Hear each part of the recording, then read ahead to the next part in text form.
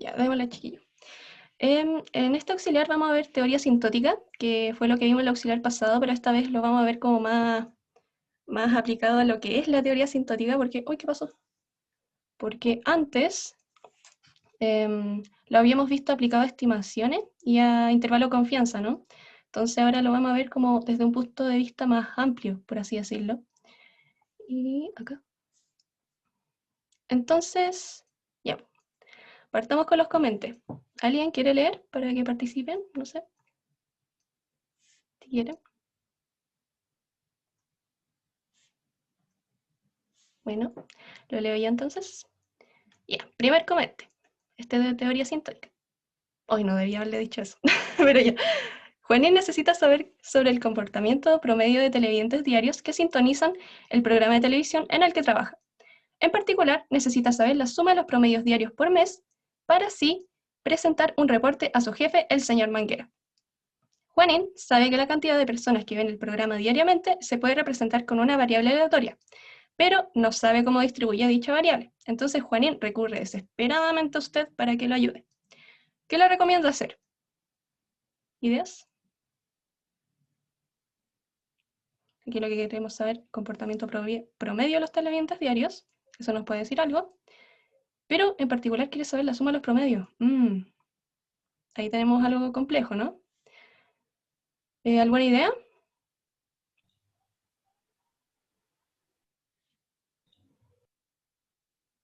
Yo le soplé como que podría ser, de hecho no debía haber dicho eso. Ya, pues, si no hay ideas, vamos a ver. Lo primerísimo, Juanín necesita muestra, en ningún momento nos habla de que ha tomado muestra. De la cantidad de audiencia, ¿no? Porque necesita saber qué pasa con el comportamiento de la audiencia diariamente al menos. Y ojalá sean muchas muestras. ¿Por qué? Porque el Juanín quiere estudiar el comportamiento promedio de los televidentes. Voy a ocupar el destacador. Promedio de los televidentes. Y sabemos entonces por teorema del límite central que el promedio distribuye con una normal mu y sigma cuadrado, donde estos parámetros pueden ser conocidos o si no, se pueden estimar a partir de las muestras, ¿no? Nosotros sabíamos que podíamos estimar parámetros poblacionales a partir de muestras. Exactamente, pero Juanín quiere saber la suma de estos promedios en 30 días, no quiere saber exactamente eso. Pucha, ¿qué podemos hacer? Pero eso no es problema, porque sabemos que la suma de promedios distribuye normal, no normal. Y en particular, sabemos que cada promedio de cada día, estos son los días, los 30 días, va a distribuir normal con una media mu y una varianza de sigma cuadrado. Entonces, teniendo eso, si yo sumo todos esos promedios por día, vamos a tener que va a distribuir normal con media 30 por mu y varianza 30 por sigma cuadrado. Eso es una propiedad de la normal. Entonces, ¿qué le respondemos a Juanín? Juanín, primero consigue muchas muestras, porque así vas a saber el comportamiento de tu promedio. Excelente.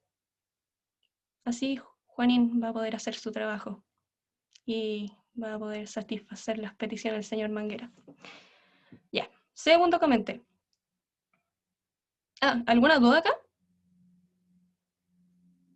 ¿Algo que no haya quedado claro?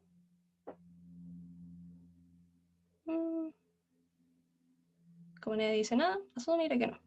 Démosle. Ya, segundo. El modelo OLS se determina a partir de la minimización de los errores. ¿Qué dicen ustedes? Ojo que OLS es lo mismo que MCO. Es un nombre en inglés, porque mínimo cuadrado ordinario, esto significa Ordinary Less Squares, algo así, pero va por ahí. Voy a escribir con azul. Esto es MCO. ¿Alguna idea?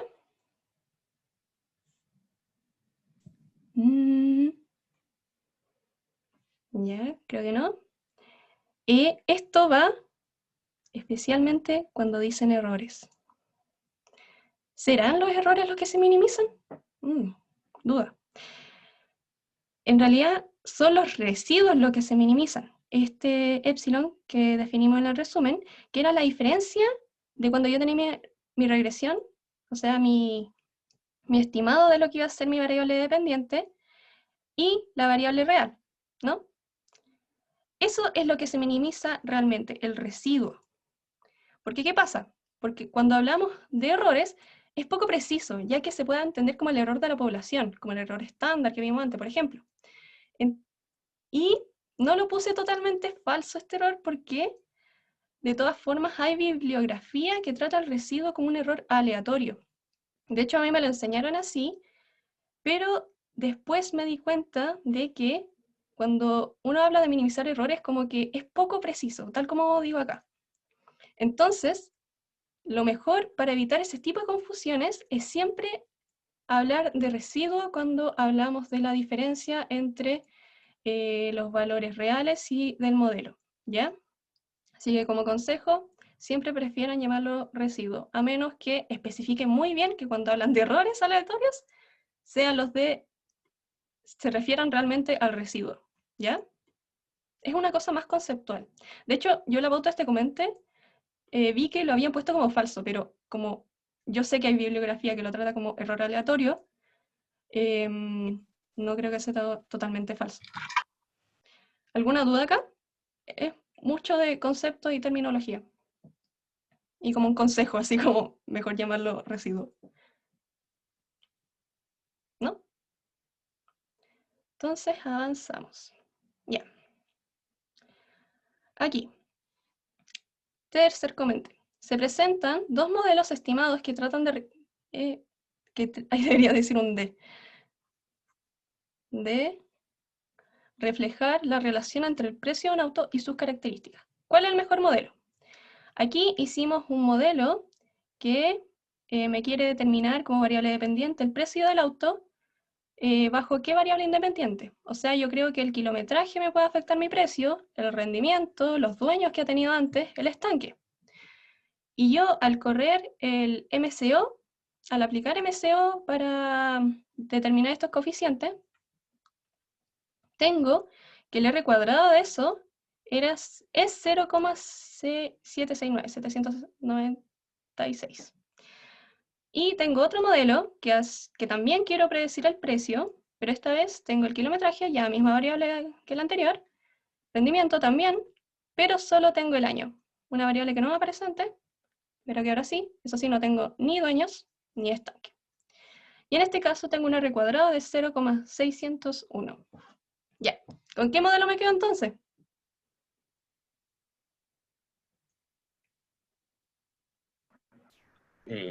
Podría ser con el modelo A porque tiene un R cuadrado más cercano a 1, pero así tirándolo súper al aire por cursos anteriores que el R cuadrado tenía que ser como más parecido a 1 que a 0.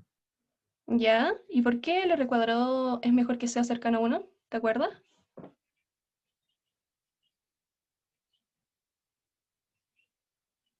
Tenía que ver como con la concentración de las variables, no sé, no me acuerdo muy bien. Ya, tranqui. El R cuadrado lo que quiere decir, y lo dije en el resumen creo, es la variabilidad de mi modelo entero que está siendo explicada por la variabilidad de mis variables independientes. En este caso serían el kilometraje, el rendimiento, los dueños y el estanque. Entonces, como que a mí me sirve que mi variabilidad esté explicada por estas cosas, porque ¿qué otra variabilidad hay en el modelo? La variabilidad que me dan los residuos, que con eso, esto era la suma de los cuadrados del error, y la variabilidad que me dan, mis variables que considero, es el S error R. Y la suma de esto es la variabilidad total de mi modelo, así. Entonces el R cuadrado es la razón que me mide la variabilidad que me dan mis variables independientes de la regresión, por eso un R, en relación a la variabilidad total, ¿no? Entonces como que quiere hacer más chiquitito esto del error. Entonces está bien lo que dice el compañero, es un buen parámetro. Pero hay otras cosas que no estamos considerando. Que el R cuadrado en realidad no lo es todo, porque a nosotros igual nos interesan estos coeficientes, estos B0, no, este es el B0, estos B1. Entonces nosotros no sabemos información respecto a los coeficientes, no sabemos, por ejemplo, si son sesgados, eso es algo muy importante. Su desviación estándar también, queremos saber qué tan buenos estimadores son, como lo que vimos en el auxiliar pasado. Su significancia, esto lo van a ver con más detalle después, pero esto tiene que ver con qué tan probable es que yo no me esté equivocando al decir que el kilometraje tiene un coeficiente de menos 1,9, por ejemplo, y no de, no sé, menos 1,5. Entonces, en realidad no sabemos nada de los coeficientes, y por lo mismo, no estamos seguros al concluir sobre cuál es el mejor modelo. ¿Ya? ¿Alguna duda?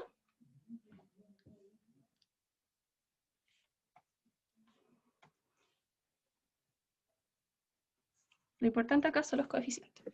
No, ninguna. Bueno, gracias. Ya, pasamos a la pregunta de teoría sintótica entonces. Démosle. Aquí es mucho texto, pero intenté destacar lo más importante, ¿ya? Ya.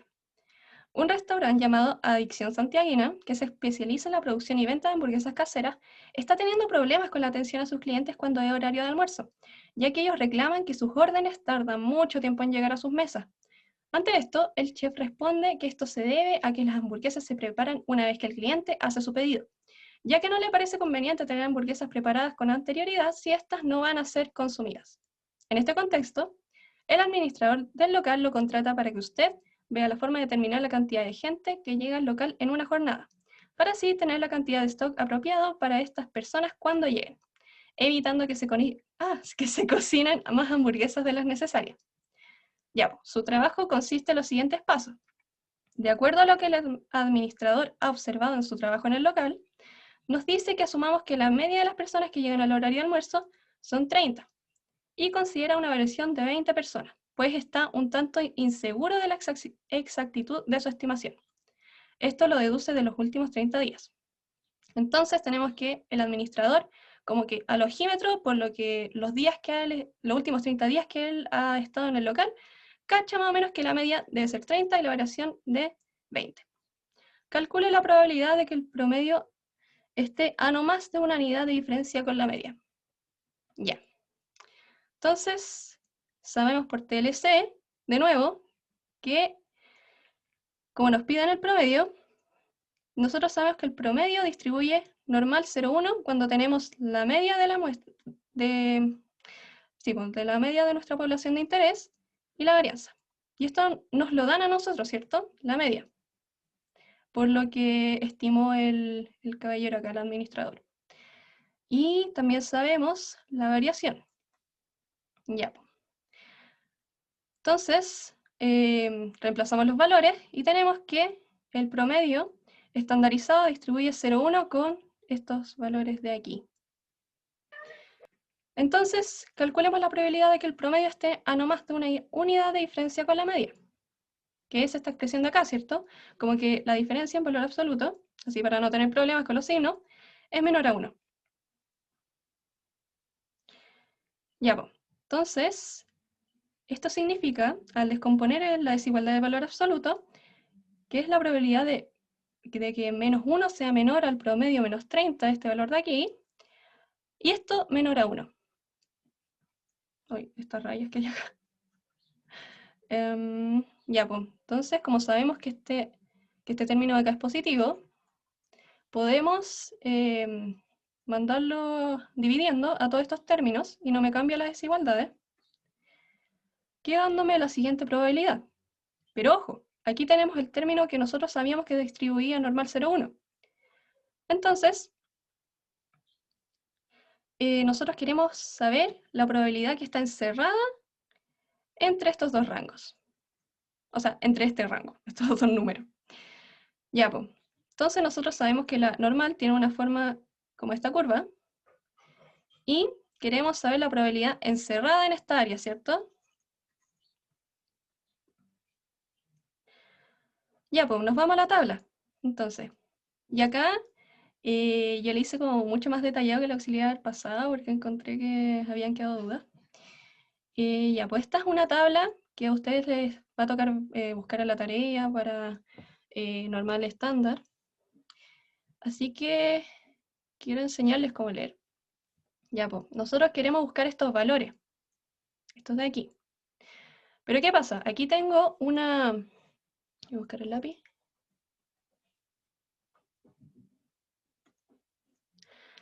Una tabla que me calcula la probabilidad acumulada, es decir, desde la izquierda a la derecha, ¿no? Entonces yo busco este numerito de acá. Y en particular me gustaría saber, como estamos midiendo de izquierda a derecha, este menos 1,22, porque va a estar antes del 0, entonces si yo tengo eso, pucha, ya tengo una colita acá, que después la podría restar, podría operar fácilmente con ella, ¿no? Entonces buscamos. Aquí tenemos nuestro z.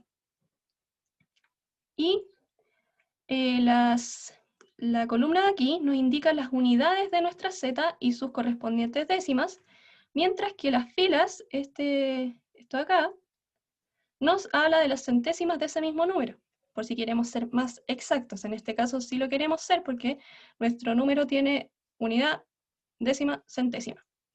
Ya, pues, buscamos el menos 1,2. Lo encontramos, pero yo tengo un menos 1,22. Entonces nos vamos acá,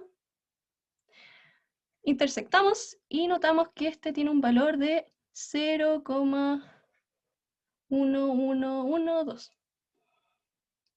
Ya, pues. Entonces, ¿qué tenemos? Como decíamos, tenemos esta colita acá, ¿cierto? Pero sabemos que la normal es simétrica. ¿Y qué nos quiere decir eso? Que si nosotros, no sé, veamos esto como un espejo. Esto es lo que nuestro eje de simetría. Entonces, notar que si esto lo paso a positivo, que va a quedar 1,22, voy a tener que esto que está aquí va a ser lo mismo que acá, porque es un espejo, una simetría. Ay, no puedo borrar. Ya, pues. Ahí está lo que él estaba diciendo. Estas dos áreas son iguales porque la normal es simétrica. Recuerden eso. Si no tenemos una distribución asimétrica, no podemos hacer este tipo de procedimiento. Entonces, si queremos el área en el rango menos 1,22, 1,22 a 1,22, restamos. Nosotros sabemos que en toda la distribución, si sumamos toda el área, tenemos una probabilidad de 1 o 100%. Y vamos a restar estas dos colitas. Ay. Y nosotros sabíamos que el área de una de estas colitas era 0,1112. Este número de acá. Y lo multiplicamos por 2, porque queremos saber las dos colitas. Calculamos esto y tenemos que el área que va a estar finalmente en nuestro rango de interés va a ser 0,7776. O sea, esto es probabilidad. Lo podemos pasar a porcentaje. La diferencia entre el promedio y la media, que vamos a ver en este caso, va a ser, o sea, la diferencia que sea menor a 1, la probabilidad de eso, va a ser de 77,8. Ya bien, nos salió esta probabilidad, pero pucha, igual hay como casi un 30% de que eso no sea tan así, o sea, de que mis muestras no sean cercanas a mi media, lo que me está estimando el caballero, el administrador. Ya, pues entonces lo que hace el administrador para el siguiente inciso, decide convocar a una reunión con sus trabajadores para llegar a estimaciones de los últimos 100 días. Como resultado de la reunión, todos llegaron al consenso de que la media debe estar en 28, o sea, bajó un poquito de lo que estimaba el ojímetro del administrador, y con una variación de 25.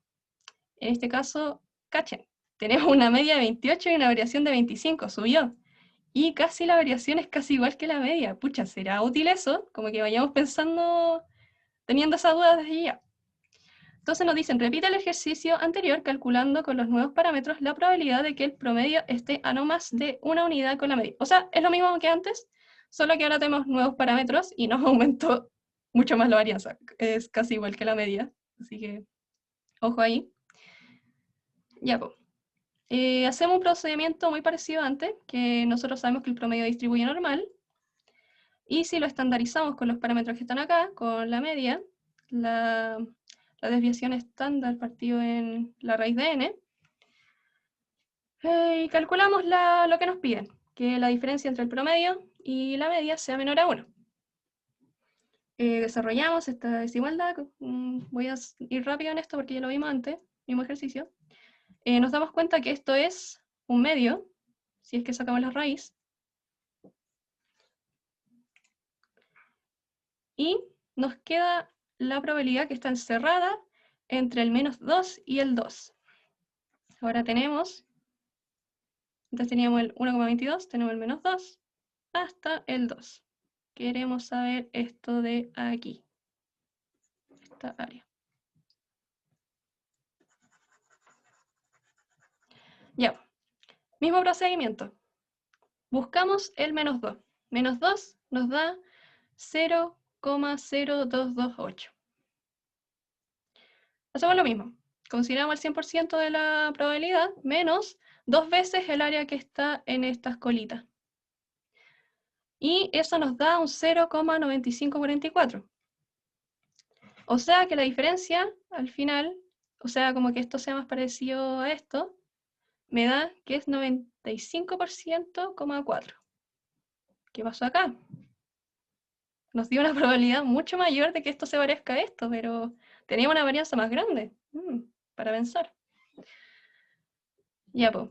Y primero, ¿ustedes qué creen que puede estar pasando acá? ¿Por qué tenemos una mejor, o sea, una mejor estimación del promedio, por así decirlo, porque se parece mucho a la media? ¿Qué pasó aquí? ¿Por qué tenemos mejores resultados? El espacio muestral es más grande. Ujú. ¿Y qué era el Son espacio 100 días muestral? en vez de 30. O sea, estudió 100 días en vez de 30. Entonces es Claro. más exacto. Ujú. Por es también. Sí. Pero la varianza igual me aumentó, po. Entonces, ¿cómo comparo eso? Ah, porque la varianza muestral cuando n tiende a infinito se va a cero, ¿no? Del Sí, promedio. sí, sí es cierto. Pero notemos igual que nosotros tenemos 100 días y la varianza era de 25, ¿no? Y este número supera por harto a este número. Entonces, como que eso en términos de cálculo, como que puede estar afectando, porque recuerden que cuando yo hacía ya esto menos la media, y acá iba la desviación partida en raíz de n. O sea, sí, voy a poner 100 porque era 100. Cuando yo subo este numerito acá, me aumenta este número, ¿cierto? Este total. Pero en cambio, si yo aumento acá, me lo disminuye. Entonces, tiene sentido que si yo aumento mucho el n, el promedio va a ser mucho más cercano a esto, porque este número se me va a agrandar y voy a abarcar mucha más probabilidad. Va por ahí, ¿ya? ¿Se entendió eso? Sí. Bueno, ya pues. Concluye sobre los resultados, que es muy parecido a lo que dijimos acá, y dé una recomendación al administrador. Notamos que pese a tener una varianza muy grande, cuando los datos son muchos, tantos que superan con creces el número de la variación de la muestra, que es lo que dije acá, el promedio se concentra mucho más en la media declarada. Entonces, ¿qué recomendación damos? Pueden estimar de mejor manera el promedio de clientes si es que consideran observaciones de un gran número de días, pese a que la varianza que supongan sea significativa. O sea, le decimos que no tengan miedo de considerar una varianza grande si es que tienen un gran número de muestras, porque siempre más muestras es mejor. ¿Ya? ¿Alguna duda con esto? ¿En algún momento alguien ¿Podría explicar de nuevo esa expresión que ¿Qué tenía arriba? expresión? La última que explicaste. ¿Esto de acá, la recomendación? No, la de antes, como la que estaba partida en raíz de n. Ah, sí. Mira. Ay, se me perdió el lápiz. Ay, tengo que hacer una raya para encontrarlo. Voy a sacar el 100 para que no se confunda. Tú tienes por TLC que esto distribuye normal 0,1, ¿cierto? ¿Sí? TLC.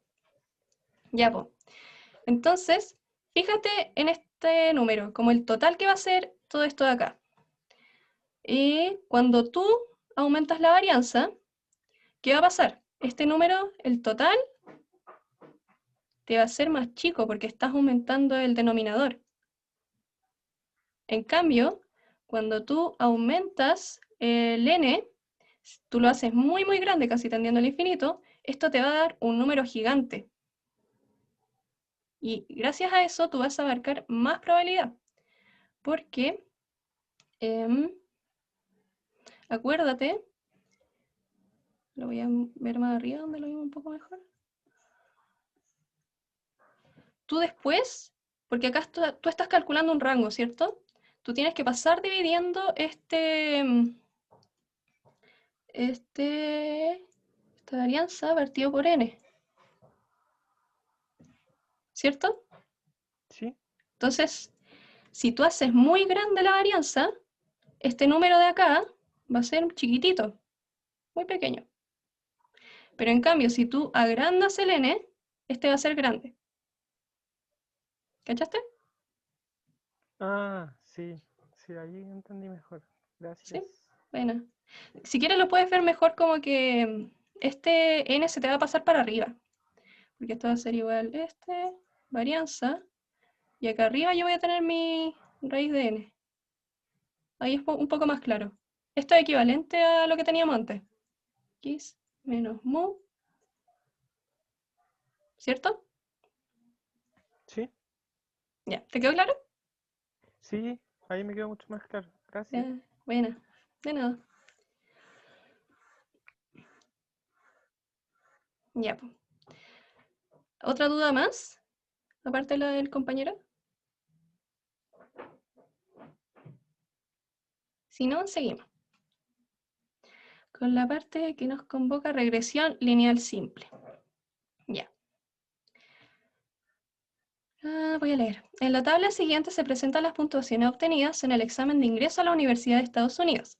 ACT, American College Test. Es como la PSU.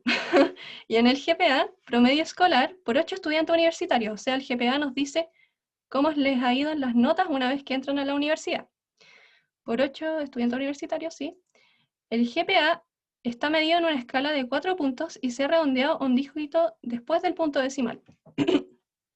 Ya, aquí tenemos nuestra tabla de valores reales. Esto es real. Onda, tomaron a 8 estudiantes, le tomaron su puntaje en el ACT, que es como la PSU, y después vieron cómo le fue a la universidad, medido por su promedio escolar. Promedio universitario, debería ser. Ya. Inciso A. Estime la relación entre GPA y ACT empleando MCO. Es decir, obtenga las estimaciones para la pendiente y para el intercepto de la ecuación. Si vieron las clases del profe, este es un valor predicho del GPA, por eso tiene el gorrito. Me esperen, voy a tomar agua.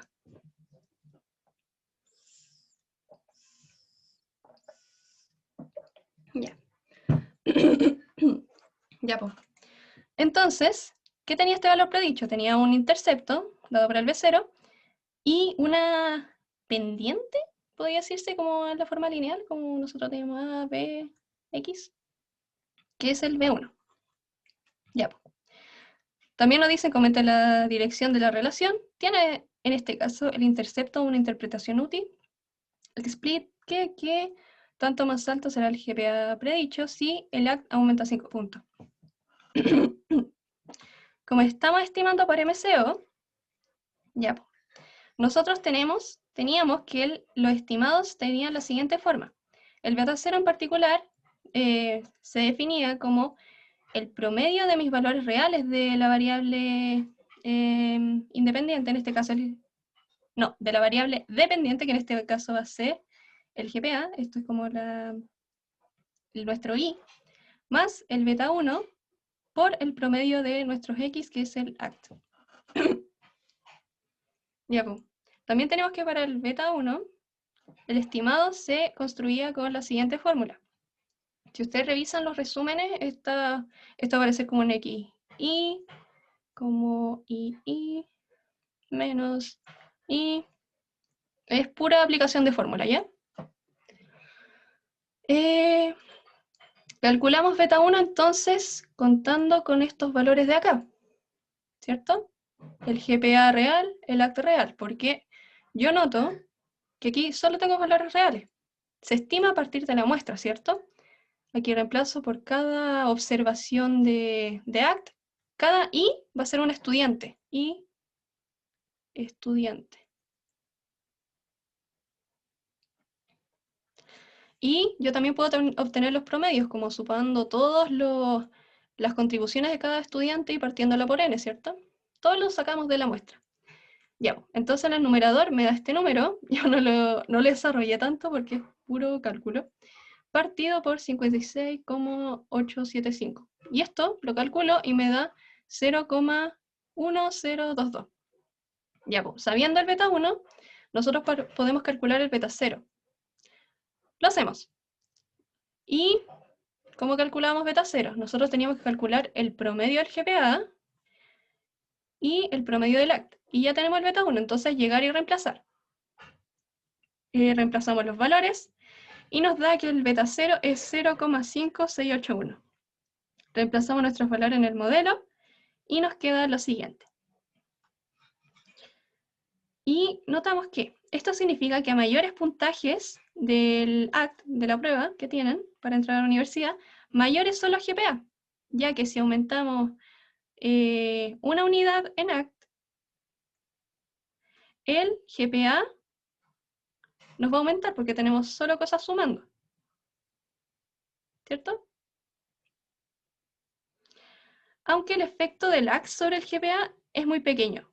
Yo no sé cómo medirán las pruebas en Estados Unidos, como cuál será su escala, pero noto ya que esto es como 0, algo. Entonces puede que un punto más en la prueba ACT no signifique como un efecto tan grande sobre cómo le va a ir al estudiante en la universidad. ¿Ya? Yo como que por eso lo puse, no tengo idea en realidad cómo lo calculan, quizás esto sea como igual algo grande, pero como que ya me voy dando cuenta de que me está saliendo algo chico. ¿Ya? Ahora, después nos pedían analizar el intercepto de 0, que es lo que tenemos acá. ¿Y cuándo nosotros tenemos B0? Tenemos B0 cuando tenemos un puntaje 0 en la prueba. Es decir, como casos en que no haya hecho nada en la prueba, la haya dejado en blanco, simplemente no le haya dado. Pero notamos que nuestro GPA estimado, o sea, el beta 0, es 0,5681. Igual es raro, como que yo no di la prueba e igual me está calculando un estimado de cómo me va en la universidad. Como, si yo no doy la prueba, ¿por qué estaría en la universidad? Entonces notamos que esto no tiene sentido. Pues si alguien no tiene puntaje ACT, no entra en la universidad. Eso es como sentido común. Ya. Y ahora observemos, después nos pedían, ¿qué tanto más alto será el GPA predicho si la prueba, el puntaje ACT, aumenta en 5 puntos? Ya, pues. Entonces, para acá, ¿cómo veíamos la variación de una variable respecto a otra? Como en general les pregunto. Como que tenemos una función de x, ¿cómo vemos la variación de f en relación a x? Pregunta. Derivada. Derivada, ¿cierto? Bueno. Ya, pues. Derivamos entonces. Observamos que la derivada de GPA, predicho, en función del ACT, va a ser el beta 1 que nosotros tenemos, como decía antes, como la pendiente de nuestra recta. Y esto es igual a 0,1022. O sea, si aumentamos 1 de ACT, sube 0,1022 de GPA. Entonces, si ACT sube 5, me basta con multiplicar esto por 5, porque esta es una variación por un punto. Y eso me da un total de 0,511. ¿Ya? ¿Alguna duda? No. Ya. Siguiente parte. Calcula los valores ajustados y los residuales para cada observación y verifica que los residuales, acordémonos al tiro que son los residuales, son esto E sub I, la diferencia entre mi I menos el I predicho, sumen 0. Ya, pues vamos a los valores ajustados. Estos son los valores predichos, es decir, el GPA gorrito. Nosotros teníamos el siguiente modelo. Un modelo de predicción, el cual me tomaba valores del ACT. Y notar que yo tengo los valores del ACT. Yo tengo cómo le fue a cada persona en su prueba. Es decir, tomo los valores de aquí. Tomando los valores de ahí, puedo calcular el valor predicho del GPA. Entonces eso es lo que hago. Reemplazo el puntaje de todos los estudiantes aquí. Y con eso voy a tener que el estudiante 1 tiene este valor de GPA, según lo predicho, el estudiante 2 esto, y así sucesivamente hacia abajo. Ahora calculemos los valores residuales. Aquí lo denotan como una U. Y yo puse una tabla que saqué del enunciado del ejercicio acá, así que mantengo esa notación, pero esto es lo mismo que nuestros valores residuales, es notación solamente. Ya, pues los valores residuales son la diferencia entre mi valor predicho y mi valor real. Yo tengo los dos ahora, tengo mi GPA predicho, calculado a partir de la muestra, y tengo mi GPA real, dado la tabla que apareció en un comienzo. Entonces, ya, pues calculamos la diferencia. Aquí tengo mi tabla real, mi tabla predicha, y esta vendría siendo los valores residuales. ¿Y qué nos decían? Comprobemos que la suma de todo esto nos da un valor chiquitito. Porque recuerden que cuando nosotros hacíamos MCO, minimizábamos la suma de esto. Entonces tendría mucho sentido si esto me sale como un valor chico, como que esto sea pequeño.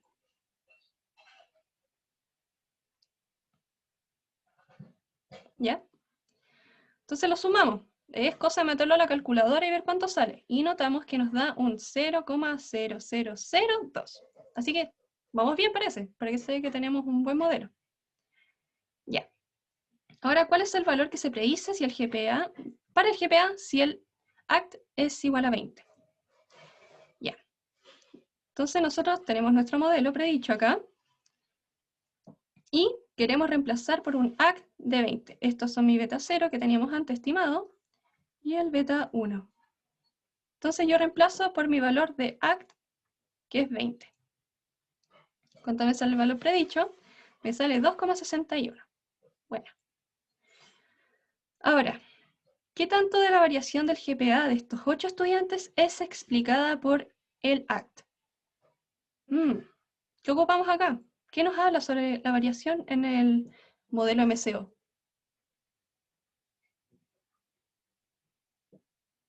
¿Alguien se acuerda? Queremos medir variación en el GPA. Estos son nuestros X de la regresión. ¿Ideas?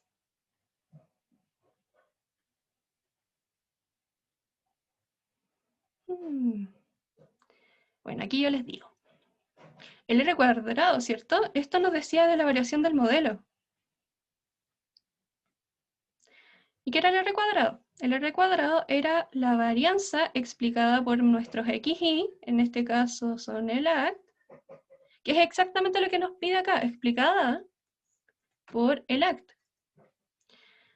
Y notemos que esto es igual a 1 menos la suma de los cuadrados del error partido por la suma de los cuadrados totales.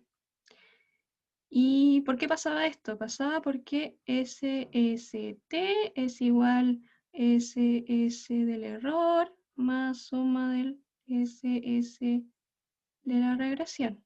Entonces, si yo, como si quiero, esto es igual a el SST menos el SSE, si yo paso este término para acá. Esto es como llegué acá, como si alguien tuvo la duda. Y SST igual 1 porque noto que son numerador igual a denominador, menos SSE partición SST. Ya. Así llega a esto. Entonces, calculamos el SST. El SST lo tenemos que calcular igual, porque siempre está en el denominador. Esto, por definición, era mi variable I real menos el promedio de esa variable real también. Calculamos reemplazar valores por cada estudiante. El promedio de los estudiantes me da 1,0288. Calculamos el SC, que era el SCE. Era la suma de los residuos al cuadrado. Y eso yo ya lo tenía de la parte anterior, de aquí. Entonces lo único que me basta es tener el cuadrado de cada uno de estos valores y sumarlos todos.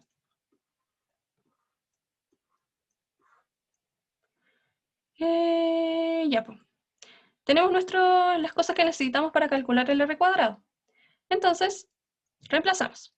1 menos estos números, la razón de estos números encontrados, y nos damos cuenta que esto es 0,577. Por lo tanto, el 57,7% de la variabilidad total del modelo está siendo explicada por las variables que yo estoy considerando, en este caso, el puntaje de la prueba de ingreso a la universidad. En esta pequeña muestra, recalcar igual que estamos teniendo muy pocos datos de 8 estudiantes. ¿Alguna duda de cómo procedí acá? Es cálculo de R cuadrado solamente. Que entienda lo que significa, cómo se calcula. ¿Algún comentario? ¿No? Ya, pues, este era el auxiliar. ¿Alguna duda general? No sé, como si ahora tienen alguna duda con... ¿Revisaron de nuevo el ejercicio? ¿No les quedó claro? ¿Alguno de los ejercicios anteriores? Yo tengo una duda. ¿Qué es Dime. MCO? Es cuando... Es un estimador. Cuando tú tienes un modelo, tú asumes un modelo de este estilo, con beta 0 más beta 1, xi más un residuo. Nota que este va a ser tu modelo, este va a ser tu m de x. Tú quieres que la diferencia entre tu i y tu m de x sea la mínima, ¿cierto? Tú vas a minimizar esto. Y nota que justamente la diferencia que me genera este término acá es el residuo, el i m de x. Entonces, tú lo que quieres hacer es minimizar esto de aquí, y esto, tú al resolver este problema, tú haces mínimo cuadrado ordinario. Porque ¿a qué le llamamos cuadrados ordinarios? Al cuadrado. ¿Ya? Entonces tú al resolver esto, resuelvo, me va a quedar valores para mi estimado del beta 0 y el beta 1, a partir de los datos que yo tengo de la muestra. Entonces, a esa estimación nosotros la llamamos MCO, porque es el resultado de la minimización de los cuadrados ordinarios. ¿Se entendió? Sí, sí, no, vale, gracias. De nada. ¿Otra duda? Carolina, Dime. ¿podrías subir estas mismas notas? Porque están demasiado buenas para estudiarlas después paso a paso. Sí, de hecho quería proponerles, porque estoy un poco colapsada como para armar la pauta en látex, de si les podía subir esto mientras tanto. Sí, por mi parte es como mucho más genial. ¿Sí? Ya, bueno, se lo voy a Sí, subir entonces. que además es más atractivo a la vista, Ya, sí, igual como intento menos hacerlo fome. más dinámico. Tengo un chat. Sí, la voy a subir entonces, 2000. Muchas gracias. Ya, de nada. Ya, buena. Pucha, raya caleta, igual voy a tener que borrar todas esas rayas y de ahí se lo subo, ¿ya? Ya, pues. Ya, bacán. Gracias. De nada. Ya, pues entonces dejamos hasta acá, pues si nadie más tiene algo que decir, un comentario. Lo dejamos hasta aquí. Que les vaya bien, que tengan buen fin de semana. Aprovechen que es feriado el lunes. Descansen. Y si tienen muchas cosas en la U, al menos aprovechen de dormir harto. Muchas gracias. No, Chao. gracias. Chao, que estén Gracias. muy bien. Disfruten. Igual. Igual.